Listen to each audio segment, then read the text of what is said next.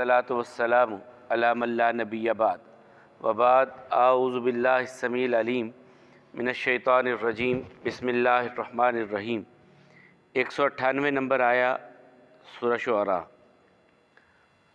वलौ नज़्ज़लनाहु अला बाज़िल आजमीन फ़क़राहु अलैहिम मा कानू बिही मुमिनीन कज़ालिक सलकनाहु फ़ी क़ुलूबिल मुजरिमीन ला युमिनून बिही हत्ता यरवुल अज़ाबल अलीम फ़यातियहुम बग़ततम वहुम ला यशऊरून फ़यक़ूलू हल नहनु मुनज़रून अफ़बि अज़ाबिना यस्तअजिलून अफ़रअयत इम मत्तअनाहुम सिनीन सुम्म जाअहुम मा कानू युअदून मा अग़ना अन्हुम मा कानू युमत्तऊन। सदक़त या रब्बल आलमीन। वलौ और अगर नज़्ज़लनाहु हमने उतारा होता इसको अला बाज़िन किसी पर आजमीन अजमियों में से फ़क़राहु बस वो पढ़ता उसको अलैहिम इन पर मा कानू ना थे ये बिही इसके साथ मुमिनीन ईमान लाने वाले।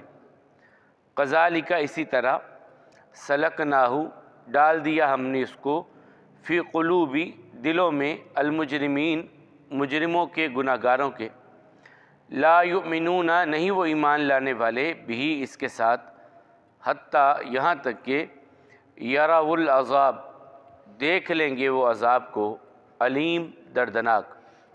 फ़यातियहुम पस आएगा वो उनके पास बग़ततन अचानक वहुम और वो ला यशऊरून शऊर नहीं रखते होंगे।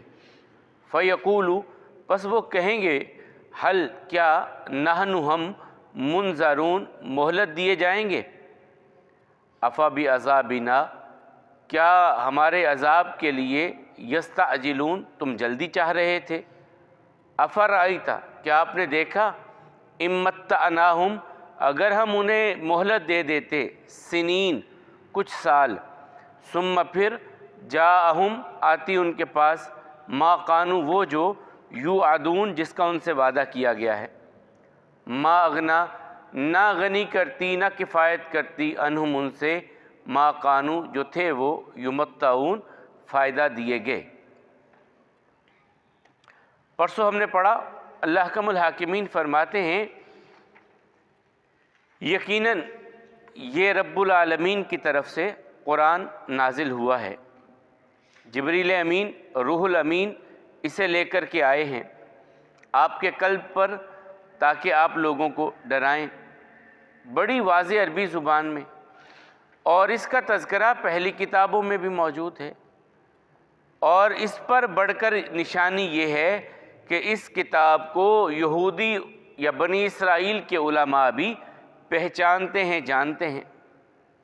फिर अल्लाह ताला कुरान करीम ही के हवाले से एक और बात कह रहे हैं और मुशरिकीन अरब की ढटाई यहाँ बयान की जा रही है कि अगर हम इस कुरान को किसी गैर अरबी पर नाजिल करते और वो इन्हें अरबी में पढ़ के सुनाता इन्होंने फिर भी ईमान नहीं लाना था। यानी एक अजमी बंदा उस पर हम कुरान उतार देते और वो अरबी में इन्हें फर पढ़ के सुना भी देता। ये ज़िद और हट दर्मी में इतने आगे जा चुके हैं कि ये ईमान फिर भी कबूल ना करते। फरमाया वलौ नज़्ज़लनाहु अला बाज़िल आजमीन अगर हम अजमी अरबी के मुकाबले पे ये लफ्ज़ है और अजमी उस इंसान को कहा जाता है जो अपनी बात दूसरों को सही तौर पे समझा न सके। अरब अपने आप को अरब इसलिए कहते थे कि हम बड़े फसीहुल लिसान हैं हमारी ज़ुबान बड़ी है और हम अपनी बात दूसरों को कन्वे कर सकते हैं समझा सकते हैं बता सकते हैं और दूसरे वो उस तरह हमारे बात समझा नहीं सकते जिस तरह हम समझा सकते हैं। इसलिए वो अपने आप को अरब और दूसरों को अजम कहते थे कि ये तो सारे गूंगे बहरे हैं इन्हें बात करने का क्या सलीका जो हमें सलीका है। और उसकी बड़ी वजह ये थी कि दुनिया में कोई ज़ुबान ऐसी नहीं है जिसके कोई से भी 3 हरफ आप मिला लें कहीं से भी मिला लें वो बामानी लफ्ज़ बन जाता है। सिर्फ़ अरबी ज़ुबान ऐसी ज़ुबान है कि जिसके 3 कोई भी हरफ आप कहीं से भी मिला लें वो बामाना लफ्ज़ बन जाएगा। और जिस चीज़ को वो महबूब रखते होते اس کے اتنے نام ان کی وکیبلری میں ہوتے، اتنے نام ہوتے کہ میں اور آپ سوچ نہیں سکتے. جس کی ایک بہت بڑی مثال ہے بہادری، اور اسے شیر کے ساتھ شباہت دینا، شیر کے ساتھ کہ یہ شیر جیسا بہادر ہے یا میں شیر جیسا بہادر ہوں. اتنے نام اس کے ہیں. عباس ہے، حیدر ہے، اور اسی طرح اسد ہے، اسی طرح جو ہے وہ اس کے بارے میں اور بہت سارے نام. صرف جو ہے شیر کے ساتھ جو مماثلت دینے کے لیے یا شجاعت کے ساتھ مماثلت دینے کے لیے بہت سارے نام انہوں نے رکھ لیے. شراب جو ہے ان کی بڑی محبوب تھی، اس کے کہا جاتا ہے کہ 100 سے اوپر نام ان لوگوں نے رکھے ہوئے تھے. اس بات پر انہیں بڑا فخر تھا. اور پھر خاص طور پہ عرب کلچر اس وقت بھی آج بھی یہ اپنی جڑ سے نہیں کٹتے. اب بھی دیکھ لیں، وہ دیکھیں گے یوم الخمیس آ گیا، جمعرات آ گئی، چلو مزاروں میں اپنے ڈیروں پہ چلے جاؤ، بچوں کو لے کر کے چلے جاؤ. وہ خیمے کو ابھی تک نہیں بھولے. میں جب پہلی مرتبہ جب اترا جدہ ایئرپورٹ پہ، آپ دیکھیں وہ سارا جو ان کا جو چھت ہے وہ خیمے کی شکل کی انہوں نے بنائی ہے. وہ اپنی ثقافت جو ہے وہ اسے لے کر کے چلتے ہیں، اپنی زبان کو انہوں نے لے کر کے چلے. اور خاص طور پہ جو بچوں کو دودھ پلانے کا معاملہ تھا عرب میں، وہ اسی لیے تھا کہ خالص دیہاتی اور خالص عربی زبان کی سیکھ سکیں. خاص طور پہ مکہ کے رہنے والے وہ اس ڈر کی وجہ سے اپنے بچوں کو دیہاتوں میں بھیج دیتے تھے کہ یہاں بڑے اجمی آتے ہیں بیت اللہ کے لیے، یمن سے بھی آتے ہیں، شام سے بھی آتے ہیں، دائیں بائیں سے لوگ آتے ہیں، کہیں ہمارے بچوں کی زبان پر اثر نہ پڑ جائے ان کا. وہ اپنے بچوں کو باہر بھیج دیتے دیہات میں، گاؤں میں، تاکہ ان کی زبان خالص رہے. بہرحال یہ ان کی ایک خوبی تو تھی کہ وہ اپنی زبان کے ساتھ بڑا لگاؤ رکھتے تھے. اور یہ اس کے بعد تو پھر اللہ تعالیٰ نے جب قرآن کی زبان بنا دیا تو یہ اور زیادہ محفوظ ہو گئی. آپ دیکھ لیں انگریزی زبان آج سے جو 20-30 سال پہلے پڑھائی جا رہی تھی، بڑا فرق آ گیا اب اس میں. وہ جو پہلے نظمیں ہوتی تھیں وہ بالکل آج کو بندہ سمجھنے والا بھی نہیں ہے. اردو کا بھی اسی طرح کوئی حالت آ گئی ہے، لیکن عربی زبان جو قرآن کی زبان ہے وہ محفوظ چلی آ رہی ہے. بہرحال تو اللہ تعالیٰ کہتے ہیں کہ اگر ہم اس قرآن کو کسی اجمی پر اتار دیتے، فَقَرَأَهُ عَلَيْهِمْ، تو وہ انہیں پڑھ کے سنا بھی دیتا اجمی، مَا كَانُوا بِهِ مُؤْمِنِينَ، انہوں نے پھر بھی ایمان نہیں لانا تھا. یعنی کتنا بڑا معجزہ ہوتا کہ ایک اجمی کی زبان پر فصیح و بلیغ قرآن کریم جاری ہو جاتا. یہ بہت بڑا معجزہ ہوتا، لیکن انہوں نے پھر بھی ایمان اس پر نہیں لانا تھا. كَذَلِكَ سَلَقْنَاهُ فِي قُلُوبِ الْمُجْرِمِينَ، ہم نے اسی طرح ان مجرموں کے جرموں کی وجہ سے ان کے دلوں میں انکار ڈال دیا ہے. جو رسول اللہ صلی اللہ علیہ وسلم نے فرمایا کہ انسان گناہ کرتا ہے تو دل پہ ایک سیاہ نقطہ لگتا ہے، پھر گناہ پھر گناہ پھر گناہ، دل سیاہ ہو جاتا ہے اور اس مقام پہ پہنچ جاتا ہے کہ اس کے لیے اب ٹرننگ پوائنٹ کوئی نہیں ہے. یہ ہیں جن کے لیے کہا ختم اللہ علی قلوبہم وعلی سمعہم وعلی ابصارہم، اللہ پھر ان کے دلوں پر یعنی گناہوں میں اس حد تک چلے جانا کہ ٹرننگ پوائنٹ ہی نہ باقی رہنے دینا اپنے لیے. تو ان کے لیے ہے، اللہ تعالیٰ کہتے ہیں ان مجرموں کے دلوں میں ہم نے انکار کو داخل کر دیا ہے ان کے گناہوں کی وجہ سے. لا یؤمنون بہ، یہ اس پر ایمان لانے والے نہیں ہیں. حتیٰ یروا العذاب العلیم، یہاں تک کہ دردناک عذاب دیکھ لیں. جب عذاب دیکھیں گے نا سامنے پھر ایمان لائیں گے، اس کے ماں سوا اب یہ ایمان لانے والے نہیں ہیں. اور وہ عذاب آئے گا کب؟ فَيَأْتِيَهُمْ بَغْتَةً وَهُمْ لَا يَشْعُرُونَ، وہ اس حالت میں آئے گا اچانک کہ انہیں شعور بھی نہیں ہوگا کہ کب عذاب کا کوڑا ان پر برس جائے گا، انہیں پتہ بھی نہیں ہوگا. اور اس پر شاہد اللہ تعالیٰ نے پیچھے 7 قوموں کے تذکرے گواہی کے طور پر پیش کیے کہ وہ قومیں کھیل رہی تھیں، اپنے گھروں میں اپنے کام کاج میں مصروف تھیں، اور انہیں خیال بھی نہیں تھا کہ ہم پر اس طرح اللہ کے عذاب کا کوڑا برسنے والا ہے. اور اللہ کا عذاب ان پر آیا اور ان لوگوں کی جڑ کاٹ کے اللہ تعالیٰ نے رکھ دی. 7 قوموں کے تذکرے اس سے پہلے اللہ تعالیٰ نے اسی سورہ میں بیان کر کے مشرکین مکہ کو تنبیہ کی. کہا جب فَيَأْتِيَهُمْ بَغْتَةً وَهُمْ لَا يَشْعُرُونَ، وہ اچانک ان پر اللہ کا عذاب آئے گا اور انہیں شعور بھی نہیں ہوگا اس کا. اور اس کی ایک بڑا مارکا پھر بدر میں اللہ تعالیٰ کے عذاب کا کوڑا ایمان والوں کے ہاتھوں سے اللہ تعالیٰ نے ان پر برسوایا. انہیں گمان بھی نہیں تھا کہ یہ 5 7 8 تلواروں والے 1000 تلوار کا مقابلہ کر سکتے. ان کے خیال میں بھی نہیں تھا کہ یہ کبھی ممکن بھی ہے ایسا ہو جائے. کہ یہ ہمیں شکست دے دیں، یہ 300 کے قریب 325 کیا کر لیں گے ہمارا؟ ہم اتنے جری اور اتنے بہادر اور اتنی لڑائیاں لڑنے والے، ہماری ٹریننگ ہوئی، ہمارے قبیلوں نے ہماری ٹریننگ کی، ہم گھوڑے لے کر کے آئے، ہم اونٹ لے کر کے آئے، ہم کھاتے پیتے لوگ لے آئے، اور یہ سارے بھوک کے مارے ہوئے ہمارا مقابلہ کیا کریں گے؟ اللہ تعالیٰ کہتے ہیں فَيَأْتِيَهُمْ بَغْتَةً وَهُمْ لَا يَشْعُرُونَ، اچانک عذاب کا کوڑا برسا، انہیں خیال بھی نہیں تھا۔ اور وہاں پر جب شیطان بھی ساتھ چل کے آیا تھا بڑے تمطراق کے ساتھ، اور کہہ رہا تھا میں تمہارے ساتھ ہوں، انسانی شکل میں آیا تھا، کہا میں تمہارے ساتھ ہوں، لڑو مسلمانوں کو، واپس کیوں جانا ہے؟ تم اتنی طاقت، اتنی بڑی قوت، اور یہ ان کی حیثیت ہی کیا ہے، ابھی ان کو پیس کر کے رکھ دیں گے۔ اللہ تعالیٰ کہتے ہیں پھر جب اس نے ہماری نصرت اترتی دیکھی، سورہ انفال میں مالک نے جب ہمارے فرشتوں کو اترتے دیکھا اس نے، اب وہ شیطان تھا، وہ تو دیکھ سکتا تھا فرشتوں کو، اب وہ واپس بھاگنے لگا۔ کہا کدھر؟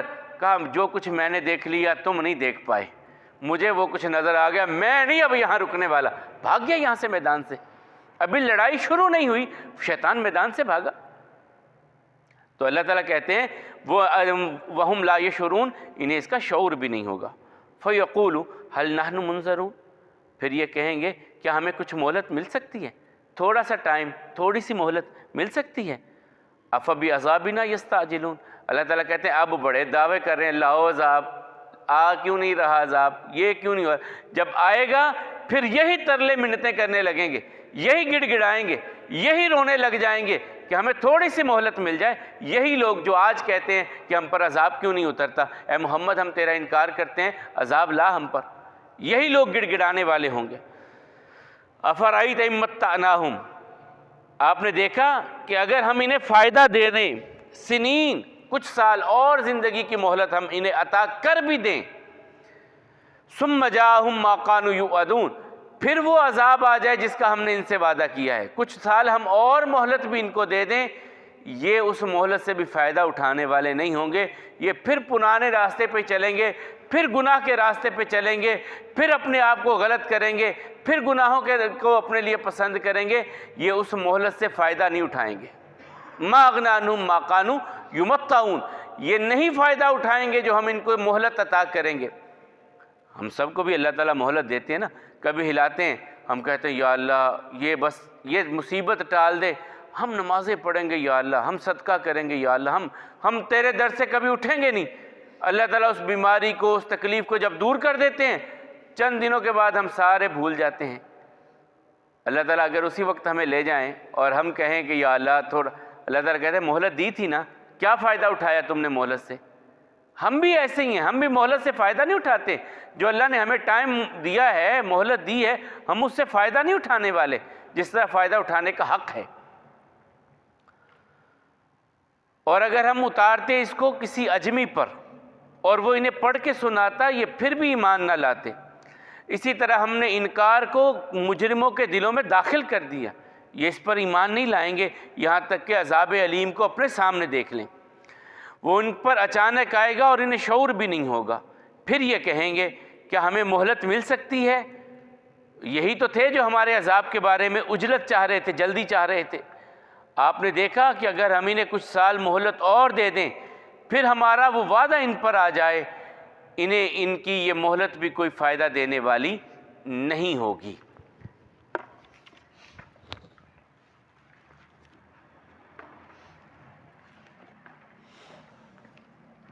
پرسوں ہم نے پڑھا تھا کھانے کا آغاز بسم اللہ سے کرنا، بھول جائیں بسم اللہ فی اولہ و آخرہ، اس کی ابتدا اور انتہا اللہ ہی کے نام پر۔ پھر رسول اللہ صلی اللہ علیہ وسلم فرمایا جب انسان کو اللہ تعالیٰ کھانا کھلائے تو اللہ تعالیٰ کے حضور میں یہ دعا کرنی چاہیے، اللہم بارک لنا فیہ وأطعمنا خیرا منہ، یا اللہ یہ جو تو نے کھلایا ہے یہ تو کھلا ہی دیا، تیرا شکر ہے، اس میں برکت عطا فرمانا، یہ جو ہمارے پیٹ میں کھانا جا چکا ہے نا اس میں برکت عطا فرمانا، اور آگے بھی تو بھوک لگنی ہے نا، اس سے بہتر کھانا اگلا بھی جو ہمیں کھلانا وہ اس سے بہتر کھانا ہمیں کھلانا۔ کتنی بڑی دعا ہے کہ ابھی آپ نے مٹن کھایا ہے تو دعا کر رہے ہیں یا اللہ اس سے بھی بہتر کھلانا۔ یقیناً اللہ قادر ہے، وہ آپ کو ہرن بھی کھلا سکتا ہے، وہ آپ کو پرندوں کے گوشت کھلا سکتا ہے۔ تو اللہ تعالیٰ سے یہ دعا کرنا کہ یا اللہ یہ جو کھلا دیا ہے اسے بھی بابرکت بنا، بے برکتہ نہ ہو جو ہم کھا چکے ہیں، برکت والا بنانا، اور اس کے بعد اس سے بھی بہتر ہمیں عطا فرمانا۔ اور اگر دودھ میسر آ جائے تو اللہم بارک لنا فیہ وزدنا منہ، یا اللہ اس میں بھی برکت عطا فرما جو تو نے ہمیں یہ پلا دیا ہے، اور اس سے زیادہ عطا فرما۔ یہ رسول اللہ صلی اللہ علیہ وسلم کو جب معراج میں پیش کیا گیا دودھ، شہد اور شراب بھی، تو اللہ کے حبیب علیہ السلام نے دودھ کو پسند کیا، تو جبریل نے کہا تھا کہ آپ نے فطرت کو پسند کیا ہے، نیچر کو پسند کیا ہے۔ تو دودھ اللہ کے حبیب علیہ السلام کو بڑا محبوب تھا، اور ایک مرتبہ حضرت عائشہ رضی اللہ تعالیٰ نے جب امہات المومنین سے پوچھا گیا کچھ کھانے کو، وہ مشہور واقعہ ہے کہ 70 بندے وہ ایک پیالہ ہی دودھ کا، اور وہاں پہ نبی کریم صلی اللہ علیہ وسلم نے حضرت ابو ہریرہ سے کہا بار بار پی اور پی اور پی اور پی، کہتے ہیں کہ میرے حلق تک، ناخنوں تک آ گیا۔